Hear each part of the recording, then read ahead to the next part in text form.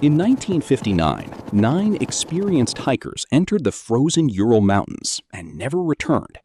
Weeks later, rescuers found their tent ripped open from the inside and their bodies scattered across the snow, some barefoot, some barely dressed, and some with injuries so severe they made almost no sense. So what really happened out there that night? The story begins in 1959 when a group of young Soviet hikers led by 23-year-old Igor Dyatlov set out on a dangerous expedition across the Ural Mountains. But despite the harsh environment, this journey was not supposed to end in tragedy. The group was experienced, disciplined, and highly trained in winter survival. These were the kind of people who understood freezing conditions better than most. At the start of the expedition, there were 10 members in total, mostly university students and close friends. Early photographs from the trip show them laughing in the snow, carrying supplies, and enjoying the journey.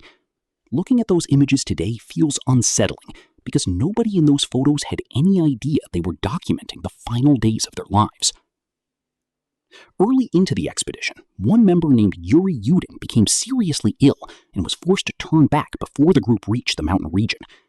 At the time, it seemed like terrible luck, but that single moment ended up saving his life because Yuri Yudin would later become the only member of the expedition to return alive. As the remaining hikers pushed deeper into the mountains, conditions became increasingly brutal. Temperatures dropped far below freezing, violent winds swept across the terrain, and snowstorms reduced visibility almost completely. Eventually, they entered a remote area known by the local Mansi people as Holatsiak, which translates to Dead Mountain. On February 1st, 1959, the group reached the slopes during worsening weather conditions. Investigators would later question the decision the hikers made that evening, because instead of moving down into the shelter of the nearby forest, they pitched their tent directly on the exposed mountainside, completely vulnerable to the storm. At first, everything seemed normal. The hikers ate dinner, organized supplies, wrote journal entries, and prepared to sleep. Then something happened.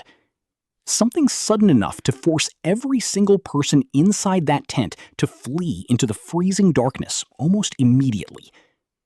When rescuers later discovered the campsite, one detail stood out instantly.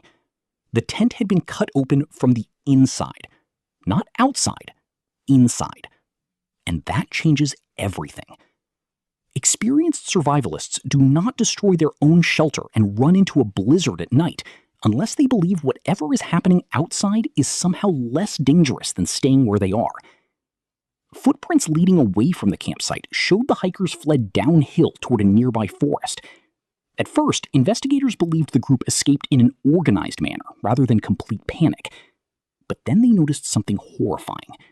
Some of the footprints were barefoot, while others were made wearing only socks, meaning several hikers escaped into the freezing snow almost completely unprotected. Whatever terrified them that night must have overridden every survival instinct they had. Weeks later, search teams discovered the first bodies near a large cedar tree at the edge of the forest. 2 hikers were found frozen to death, wearing very little clothing. Nearby, investigators found signs of a small fire, evidence that the group desperately tried to survive after fleeing the mountain. But then investigators noticed something deeply unsettling. Branches high above the cedar tree were broken, as if someone had climbed upward, trying to look back toward the campsite.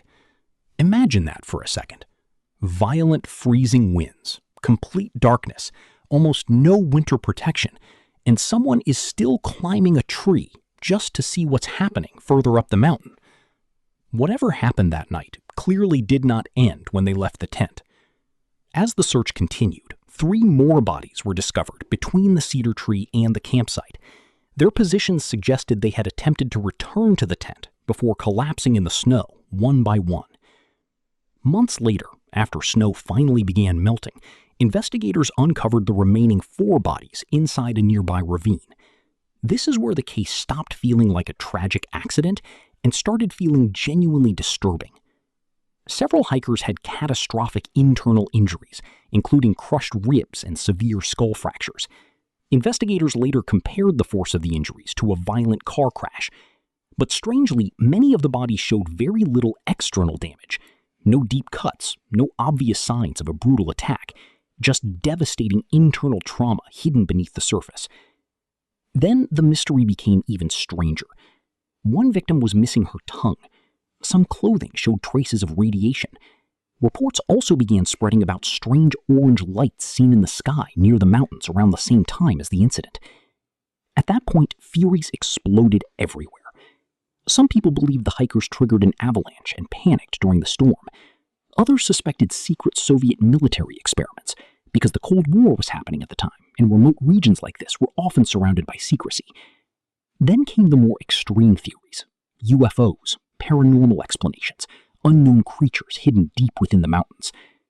Most experts dismiss those theories completely, but the reason they continue surviving even today is simple. The official explanation never fully satisfied people. The Soviet investigation eventually concluded that the hikers died because of what investigators described only as an unknown compelling force. That was the official answer.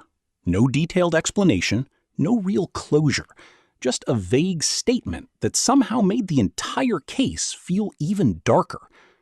Today, most researchers believe the tragedy was likely caused by a combination of extreme weather, hypothermia, panic, and possibly a delayed slab avalanche. And realistically, that explanation probably makes the most sense. But even now, decades later, the Dyatlov Pass incident still feels deeply unsettling because some parts of the story continue refusing to fit together perfectly. Why did they flee so suddenly? Why were some nearly barefoot? What caused the horrifying injuries? And what terrified an experienced group of hikers enough to send them running into a frozen wilderness at night? 9 people entered those mountains in 1959. Only 1 came back alive.